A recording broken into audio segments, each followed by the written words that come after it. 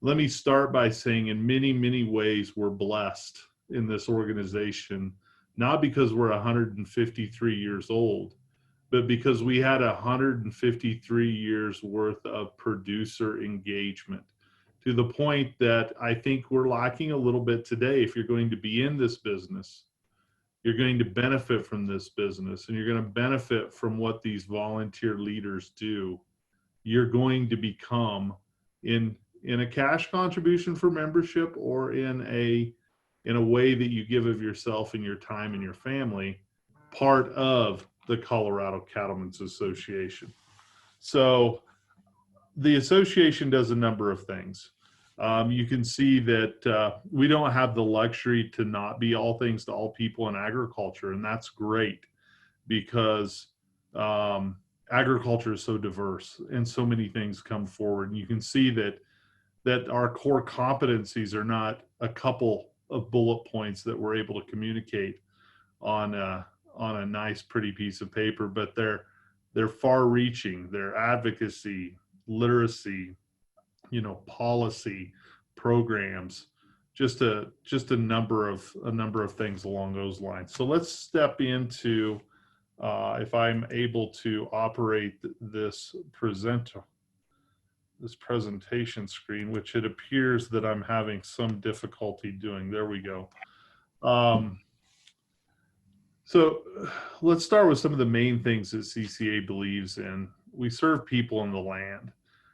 We care about the resources that we have deeply because ultimately cattle are a byproduct of that. But most importantly, we do represent beef producers in Colorado. And those beef producers have an opportunity to join this association voluntarily. They do manage it cooperatively. And I think without a coalition of beef producers, we would not have success. We're not able to come to Denver individually. We're not able to be at all of the meetings and all of the issues individually. We have a volunteer board of directors of 15 people. We have 300 people on steering committees. We have nearly 50 local associations, everybody attempting to make an impact on behalf of the beef industry. We need more. Quite honestly, we can't be complacent. We need more. We are probably at the lowest level of engagement in the beef industry that we've seen for 50 years. And I think that people are tired of the rhetoric, so they feel like that they just want to ignore it and lay out. And as they do that, I've learned this through COVID. Our adversaries aren't. They have been at work night and day, counting on the fact that this industry, one of the last great bastions of conservative, resource-based, physical ownership of things like land and livestock and energy, will ignore them, will not pay attention to their subtle yet strategic moves.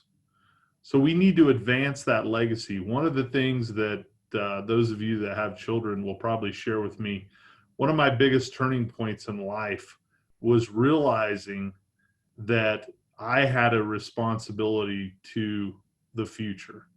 I always recognized that my parents had 2 biological children and 1 natural resource-based child, that being the ranch. And I love my parents dearly and they love me, but I'm not sure which one got treated better at times. The biological children or the natural resource-based children, being the ranch. But I also understand that today. We understand things by saying that, you don't want to be the one to lose the ranch.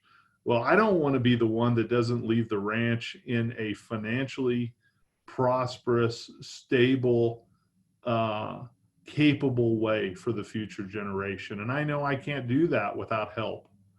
I know that I need organizations like this association, not just because I work for it, but because I see what it's able to do. I know that I need the Colorado Cattlemen's Associations of the world to be there for me. And it's important to recognize that there are those that don't understand that. We heard Kelly and Mark talk about that in great detail today. Beef will continue to be served, but will we still be that center of the plate? will we still be the center of people's minds when they eat that beef? Will they correlate that beef meal that they're enjoying or that open space that they're seeing with agriculture in their policy decisions? Um, we have tremendous challenges and opportunities ahead of us in this industry for this legacy, for our future, for my children and your grandchildren. We are going to see increased demand for the products that we produce, but we have to be able to produce those products. We need to do that in a free market, entrepreneurial way, but we need to have a fair and balanced chance at that production. And that comes from us pulling together and working toward common goals that take care of our natural resources, that take care of our bottom line, and that take care of the communities that take care of us. That truly is the definition of sustainability. I hear so much rhetoric negative about sustainability. Whoever would have thought that the masters, the fathers, the mothers of sustainability would be so reticent to embrace and drive forward that underpinning, that philosophy into the future? And our industry will continue to advance through technology, but we'll also be grounded in our history. And we're committed to doing what we've done for generations, but doing it in different ways. And so advancing that legacy is not only a tagline of the association, but it's really an ethos for the organization.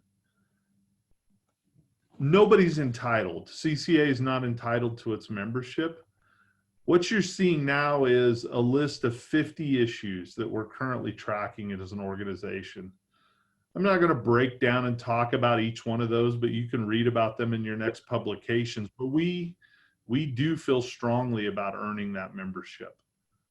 And when you are brave enough to go out and ask a neighbor or to ask the next generation to assist you as a leader in this industry by joining the Colorado Cattlemen's Association and working on things in a fashion that were outlined by Kelly and Mark, and they want to know, what is it exactly my $200 have done for me in the last year?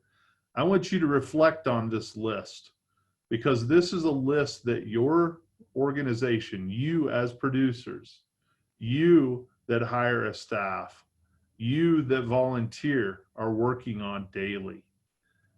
50 very deep, very detailed opportunities and challenges to build a better tomorrow for the beef industry. I was truly impressed when I started compiling this list by reaching out and talking to and engaging not only internally our staff, but our leadership and our committees. There are things that our leadership through committees work on that we have touch points on throughout the year, but they're so dedicated to the organization, they drive forward with those on their own. Labor, natural resources, species listings, state lands, federal lands. We're currently experiencing a checkoff referendum. We talked about sustainability, water, the victories that have been had by those who have given, like the NEPA rule that has been changed, federal grazing, BLM grazing rules, so much that has been done and so much to do.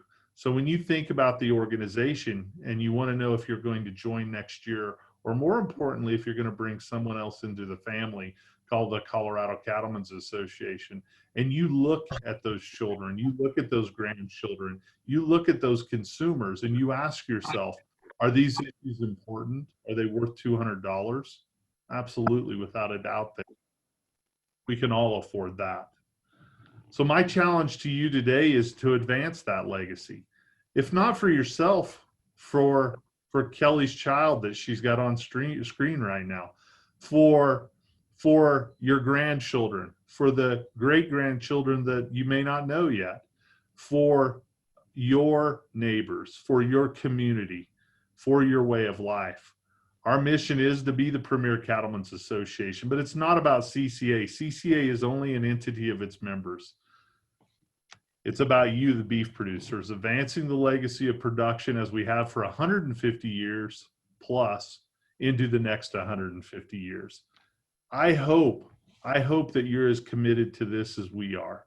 I hope that you go out today when you see this and you actually engage someone in a dialogue about giving back and about engaging and about not being complacent and about not feeling defeated, because we live in a great state with great opportunity if we take the challenge to advance that legacy to the next generation. So with that, I thank you all